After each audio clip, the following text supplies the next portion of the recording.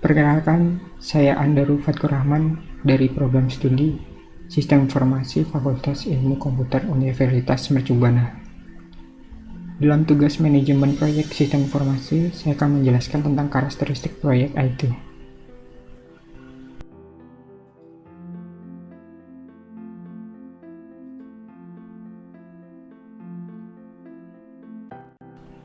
Ada 3 bagian penting, yaitu proyek, manajemen proyek, dan manajer proyek. Apa itu proyek? Proyek adalah pekerjaan sementara yang dilakukan untuk penyelesaian sebuah produk unik, layanan, atau hasil. Manajemen proyek adalah aplikasi berupa pengetahuan, kemampuan, tools, dan teknik terhadap aktivitas proyek untuk memenuhi kebutuhan proyek. Manajer proyek adalah orang yang ditunjuk untuk organisasi untuk mencapai tujuan proyek. Ini adalah bukunya, PMBOK Guide edisi ke-6 yang paling terbaru. Nah, ini ada linknya, bisa free download di link ini.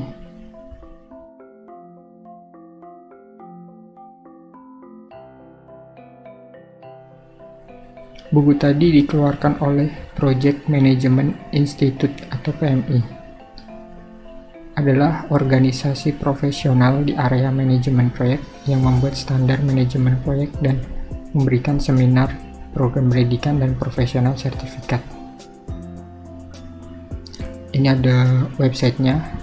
Ini untuk PMI internasional dan ini untuk PMI Indonesia.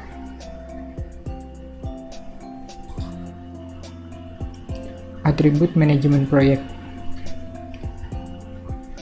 terdiri dari 1, jangka waktu proyek atau time frame, kedua ada tujuan atau purpose to provide value, ketiga ada kepemilikan atau ownership, keempat ada resource yang terdiri dari waktu, uang, orang, dan teknologi, yang kelima ada peran atau rules, yang keenam ada resiko dan asumsi, yang ketujuh ada ketergantungan antara tugas, yang kedelapan ada perubahan organisasi.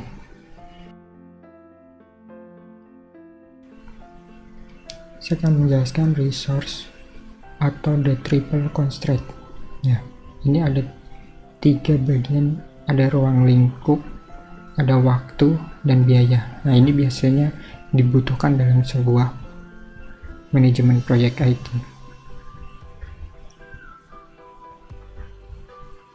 Jadi semakin lingkupnya besar, biasanya waktu yang dibutuhkan juga akan semakin lama, serta biaya juga akan semakin besar. Kesimpulannya sih seperti itu.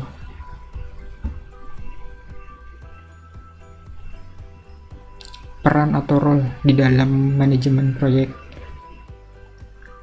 Ada project manager yang penting tuh bertanggung jawab untuk memastikan bahwa semua manajemen proyek dan proses pengembangan sesuai dengan kebutuhan proyek yang telah ditentukan dan memiliki kualitas.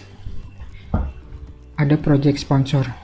Nah, project sponsor ini bisa sebagai klien, customer, atau suatu organisasi sebagai pejuang proyek yang memberikan resource atau arahan ketika dibutuhkan. Ada subject matter expert,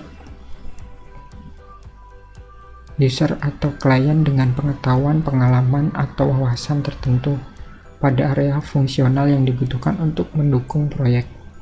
Contohnya seorang yang mengerti pajak dalam membantu proyek sistem informasi yang berkaitan dengan pajak. Ada teknik expert, dibutuhkan untuk memberikan technical support pada masalah organisasi, ya, seperti analis sistem, spesialis jaringan, programmer, desain, dan lain-lain.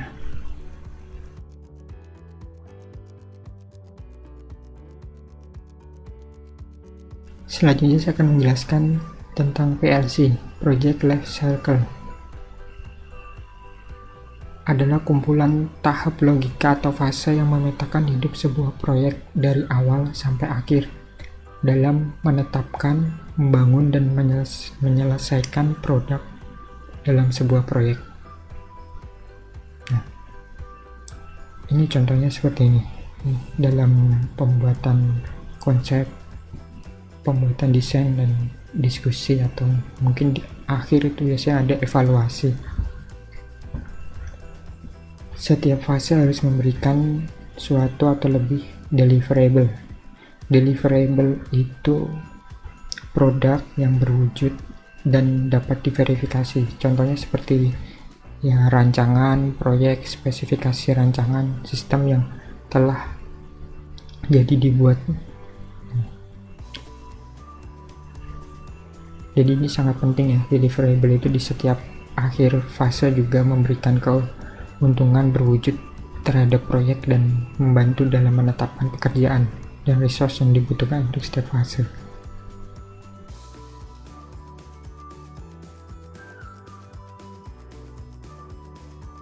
Karakteristik sebuah proyek.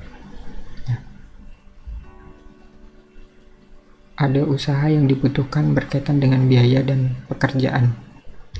Rendah saat proyek dimulai, tetapi kemudian bertambah saat pekerjaan proyek dilakukan. Risiko dan ketidakpastian tinggi saat awal proyek. Kemampuan untuk stakeholder mempengaruhi ruang lingkup dan biaya proyek tinggi saat awal proyek. Biaya untuk perubahan ruang lingkup dan perbaikan error semakin besar saat kemajuan proyek. Ya, di dalam karakteristik sebuah proyek ini biasanya berhubungannya dengan dana atau biaya, karena biasa juga dari tadi waktu dan ruang lingkupnya.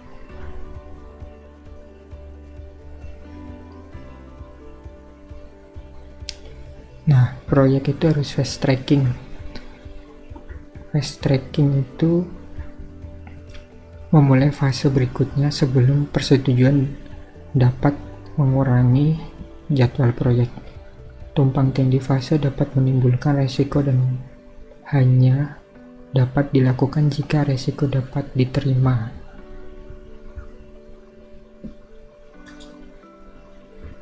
Nah, ini siklus hidup proyek. Ada 5 fase. Dimulai dari pertama adalah menentukan tujuan ini ya, define project goal. Kemudian yang kedua ada plan project, yang ketiga execute project plan, yang keempat ada close project, dan yang terakhir ada evaluasi project nih. Define project goal ini menetapkan tujuan proyek. Jadi proyek harus ada tujuannya. Nah, tujuan harus fokus memberikan nilai bisnis bagi organisasi. Jadi di sini di awal harus jelas nih, proyeknya itu biasanya untuk apa dan mau membuat apa.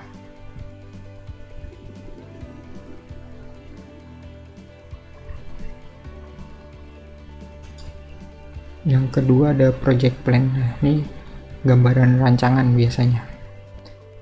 Dari tadi yang ditetapkan tujuannya, kemudian dibuat plannya. Nah, ini untuk deliver tugas, resource, dan waktu untuk ditetapkan setiap fase proyek nih di dalam sini. Nah, sebuah rancangan tuh harus bisa menjawab beberapa pertanyaan nih. Contohnya, apa yang akan kita lakukan?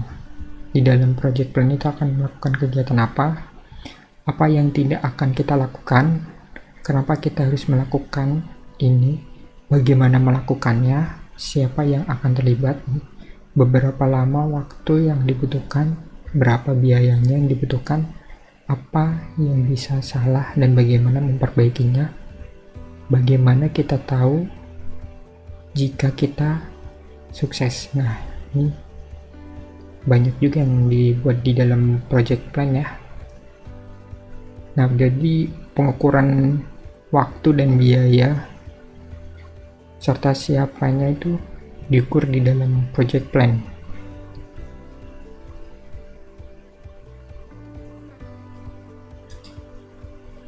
Kemudian yang ketiga nih, intinya itu ada execute project plan nih. Jadi setelah tadi ditetapkan tujuannya, dibuat rancangannya, nah ini bagian eksekusi biasanya, pembuatan. Nah, misalkan bikin suatu sistem ya, pengkodingan itu berada di sini, desain, pembuatan mockup, UI, perancangan database itu biasa ada di sini. Atau biasanya ada SDLC. Yang keempat ada close project. Jadi setelah tujuan proyek, rancangan ditetapkan tuh, waktu untuk melakukan proyek. Jadi proyek udah selesai di sini ya. Kemajuan proyek harus didokumentasikan. Ya, ini biasa bikin dokumentasi project nih. Jadi nanti jika ada pengembangan tuh membantu dokumentasi project.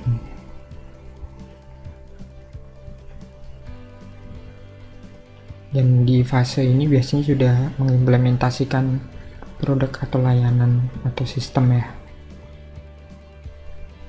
Jadi udah bisa dipakai oleh user biasanya. Nah, terakhir itu melakukan evaluasi project.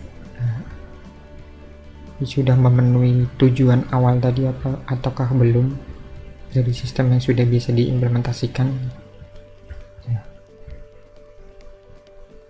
Cara mengevaluasinya biasanya menggunakan lesson learned yang dilakukan dengan cara yang sama berbeda pada proyek selanjutnya. Ini juga manajer juga bisa mengevaluasi kinerja timnya di sini.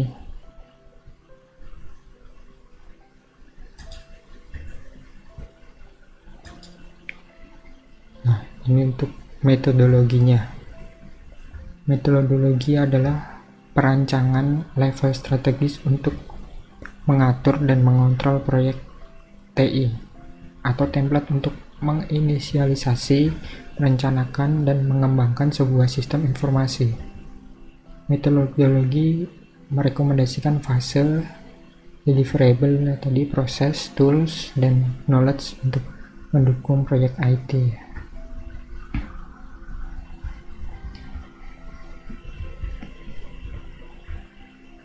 Pengembangan dan pendekatan model yang digunakan tergantung dari beberapa faktor, diantaranya bisa dari pengalaman organisasi, pengetahuan, kemampuan tim proyek, aplikasi,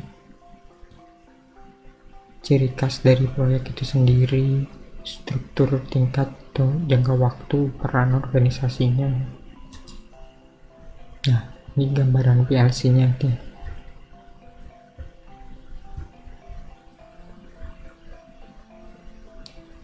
Nah, ini dokumen-dokumen hasilnya delivery dari 5 fase tadi ya. Di awal tuh ada business case dokumen, job request form, IT form analysis. Di fase yang kedua planning itu ada project capture dokumen, project kick off. Di eksekutif tadi, execute tadi ada SDLC. Ini pembuatan softwarenya atau sistem informasinya nih, informasi sistem, testing dokumen, manual gate, technical dokumen, software, arsitektur dokumen nih, hasil dari SDLC nih.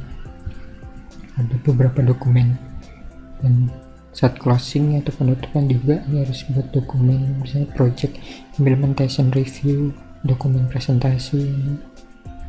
Nah, ini untuk evaluasinya. Terakhir ada lesson learned, ada evaluation ya. Itu tadi dari karakteristik proyek IT.